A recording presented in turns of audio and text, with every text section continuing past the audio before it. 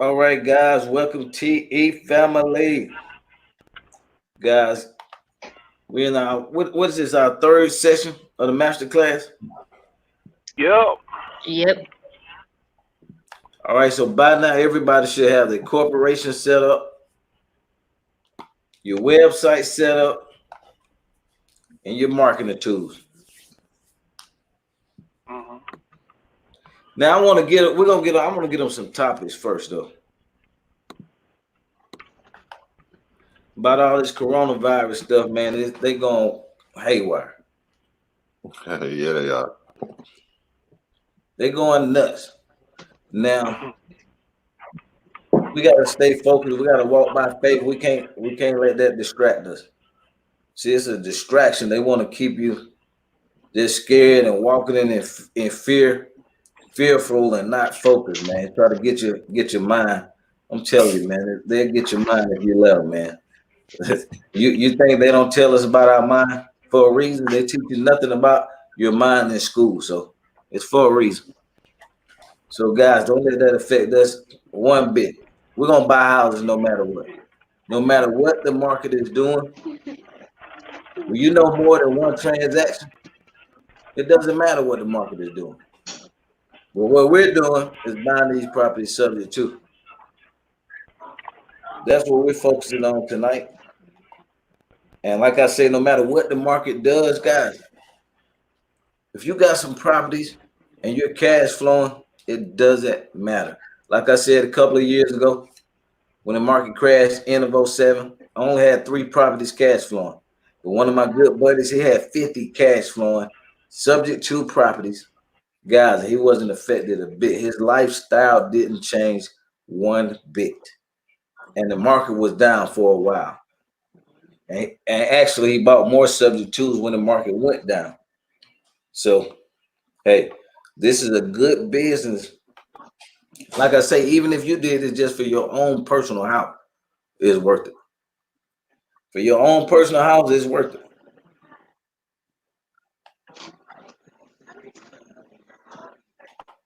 So y'all finished with the course. Everybody made it through the course. Yep. Okay. Yep. Yep. Made it Who through. all have made some calls? Yeah, I made some calls. I made some. Made I, We got some numbers. calls, some yeah. text. Yep. Mainly Yeah. been doing text blasting. Okay, what kind of responses are you getting? Um. Lately, I've been getting some pretty decent responses. Some people want me to call them back a little bit later on. Some, of course, you got people that don't want you to bother them at all. But we're pulling some leads. We're pulling a few of them out. We're just working the process.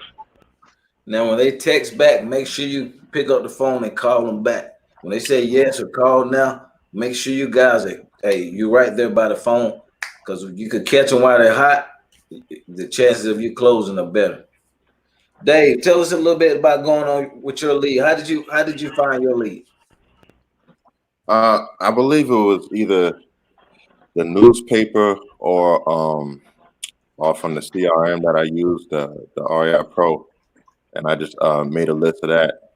I created like a batch because I was starting to do little by little at first, like doing like 5 and like 10, but I wasn't getting no responses. So I had to like create like a list of like 100, and then that's when I was just getting responses. So I sent out a text blast, and the guy responded back to me, and he told me to call. At first, I was calling him, but he wasn't picking up, so we were just talking through text.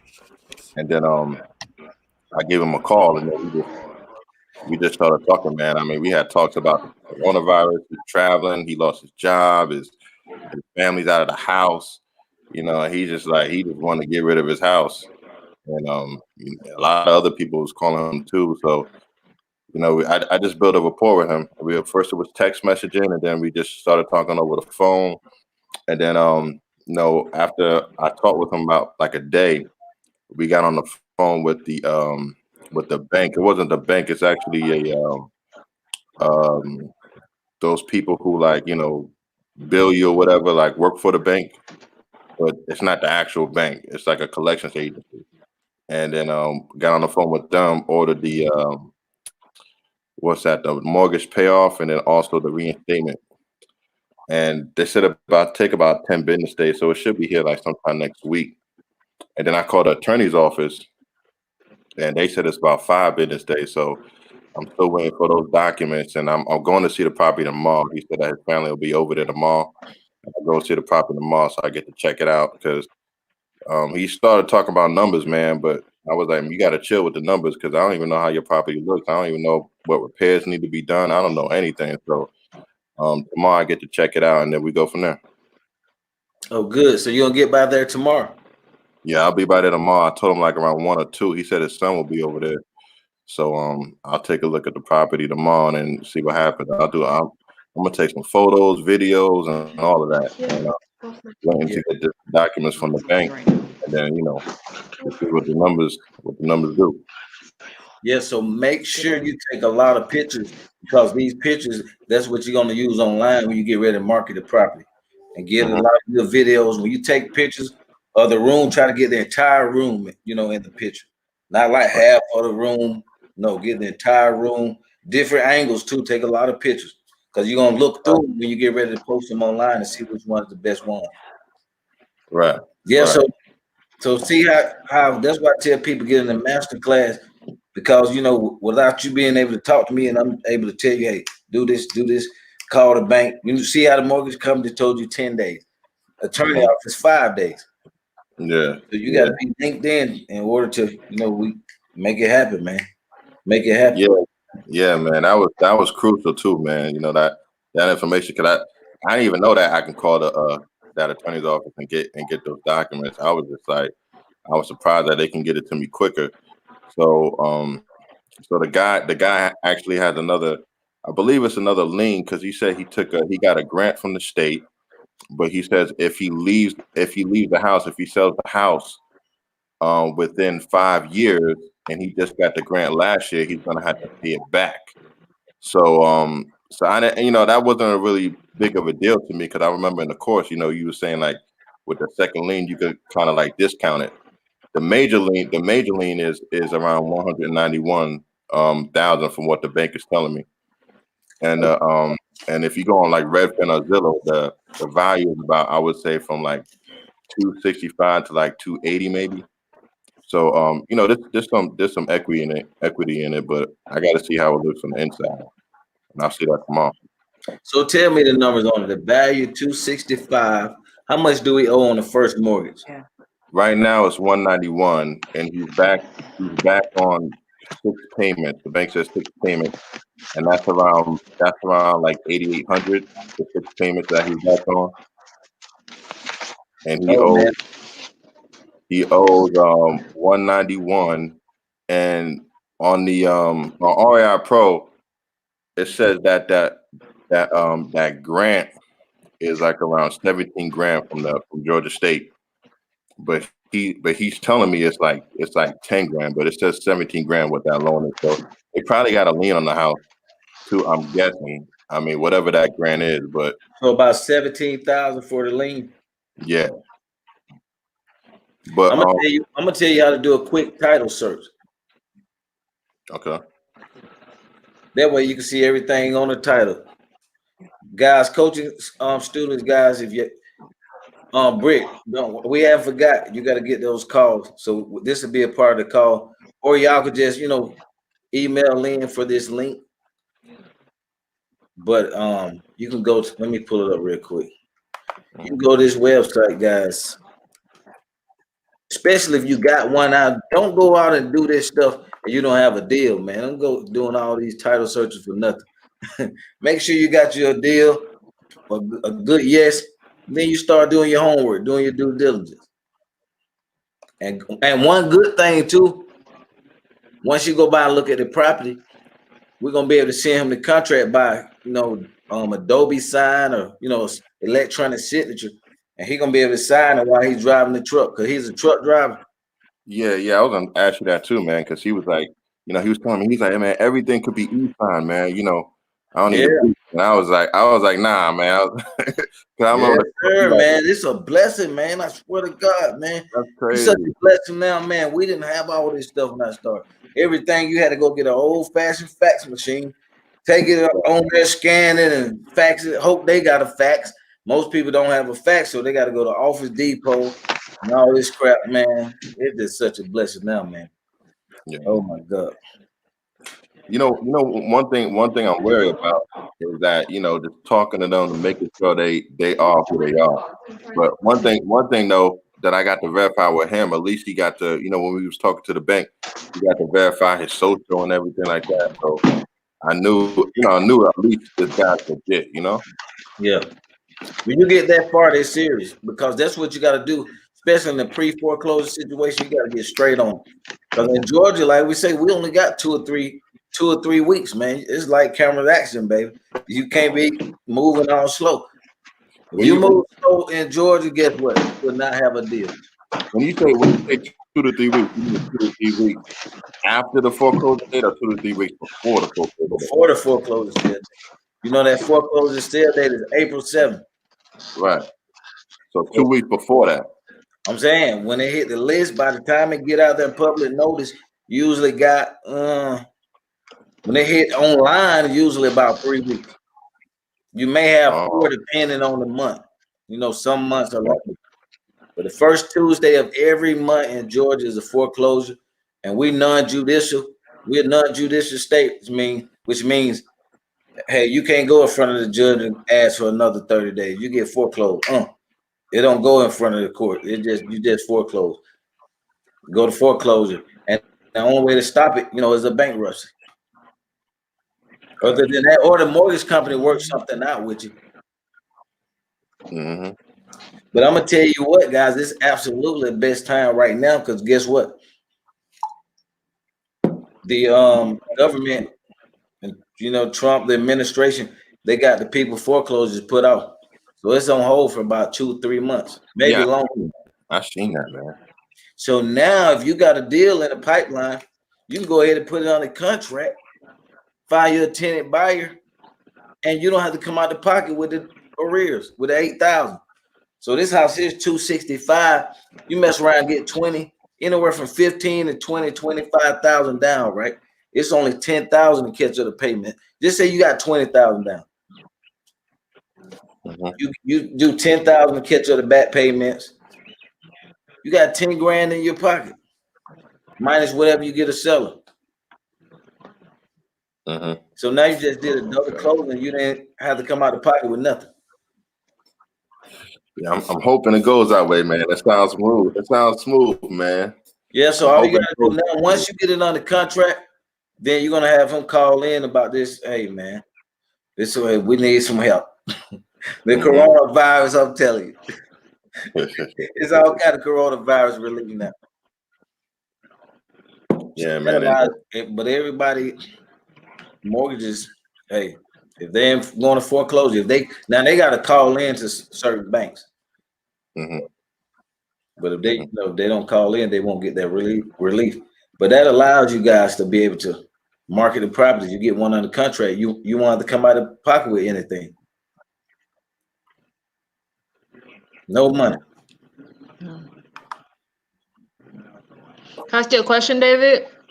Yeah, what's up? How did you you said your first point of contract or contact with the homeowner? How did you did it through text? Yeah, it was through text. What did he say? I sent out the blast, and at first he was giving me like crazy numbers. He was like, "Oh, well, I want like 270 or whatever," and he was like, give me like 270 or 280 or something like that. Yeah, and he was like, you can have it. I'm like, what is he talking about? And I was like, well, look, can we talk? When is a good time for us to talk? Because I want to see what his whole situation is. And then he was like, yeah, you can call me at this time. And then we started talking, and he was just like telling me how like a whole bunch of investors is calling him and people's wasting his time and blah blah blah blah. And then we just started talking. So it was just through text. and then we just started talking on the phone and kind of developing a rapport. I mean, it's an old guy just want to talk about the coronavirus and stuff all the time, man. Hey, him and everybody else, man. That's Yeah, boy. yeah. Right. But you gotta understand that I mean his loan is at like 190 something. So him wanting like 260, 270, like he's making out. And then he was telling me, Right. he was telling me like 40, but one thing I'm learning from this is like, you can't like negotiate against yourself. You want to get all the facts, like, speak to the bank, get your documents, know how much is owed on a loan, and knowing if he has another lien, because if you start negotiating and putting out numbers, he's gonna hold you to that, and you don't even know how much you owe or what your expenses are. Well, So, and that's what I right. told him, and he made me speak to his son and all this other crap. So tomorrow, I told him, I was like, after I look at the house or whatever, take some pictures, then we could start talking about numbers, and then start talking about contracts and stuff like that. But I'm telling you, it's like he wanted me to give him an answer right there. I want this number, I want that number. But once we got on the phone, it kind of simmer all that down. Right. Did you use the easy text or just I personal? use Easy Text. Yep, I use Easy Text. Use the easy text? And Okay. yeah, the Easy Text is good if it's like in batches. Like that's the one thing I learned too. Because at first I was doing everything like single. Like I was texting, like a few numbers, just like in a single message, and that really wasn't doing nothing. Right. Sometimes you get the stop thing and all of that. What you got to do is in Easy Text, it actually has an Excel sheet like a CSV, and that CSV you got to just follow the template, and you get like maybe like 50 or like 100 numbers. You upload that, you put that in there, and it will separate everything for you, by name and by number. And it's good that it separates it by name, because if somebody texts you back, you at least know who you're talking to. So it definitely helped me Right. out. Before, what I was doing, I was just texting, and just putting it in there and just putting like a little text script, and people would send me back, and I was like, I really didn't even know who I was talking to. I know it was somebody that's going through foreclosure, but I didn't know who I was talking to. So like if you upload it like in batches, using like an Excel sheet, that definitely helps. Okay. Thank you. Now it's a Excel Excel sheet. sheet inside of That's the why I course. downloaded the other day. Did y'all download that? What'd you say, Eddie? Inside of the course, it's a spreadsheet. Delano, you downloaded that, right? I can't hear you. We can't hear you. A spreadsheet? Yeah, it's inside the Of course. course. I ain't- Yeah, you gotta look back in there. I gotta see what section it's in. But you could download the Yeah, I didn't see spreadsheet. that. It has all the questions that you asked the homeowner. It has all the questions inside. And you just type in the stuff. Hey, Okay, yeah, I saw that. how much do you owe? You just download that and man, you just enter it in. Like back in the days, they used to have like property information sheets that you write it on, but we want to keep you organized, so you just type the stuff in. Got all the questions. Yeah, Delano, I know Delano know about it. You got your stuff in there, right, D? We can't hear you.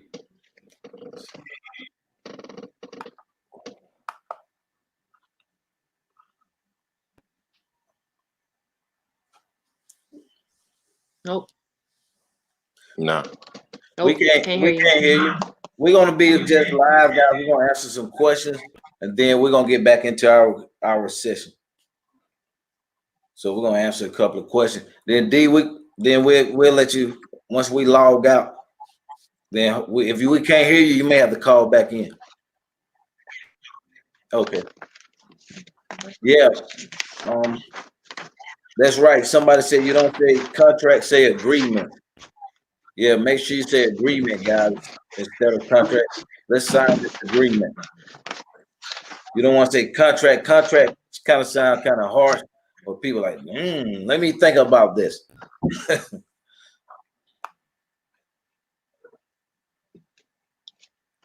It says a Okay. wrap mortgage. Is a wrap mortgage basically a second mortgage that is on your personal credit report against the subject to property? A wrap mortgage, you're just putting another mortgage, your own mortgage on top of it. They're kind of the same, but if you do like a wrap, then the closing cost is higher. But the wrap, you just putting another mortgage on. It's still like subject to. It's the same basically, without all the paperwork. Subject to is without all the headache and all the paperwork. Eddie, how do I go about setting the contract if I want one of the homes to live in? Okay, how do I go about setting up the contract if I want one of the homes to live in? Well, you buying the property anyway. You buying it subject to, and you buying it in your land trust, hopefully, or your business name. So, hey, it's your house. You do what you want to with it. After that, as long as you make the payment.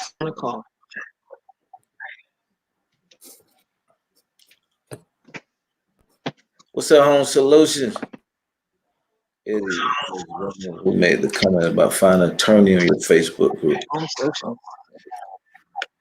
CDL, I'm gonna check it out, man. I got a lot of channels.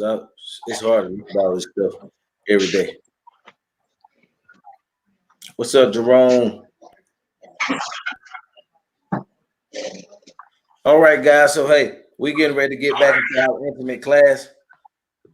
We just want to give you a little brief of what we do here on the Subject to Master Class. Now we got to go get to the money, baby. Let's get to the money, man.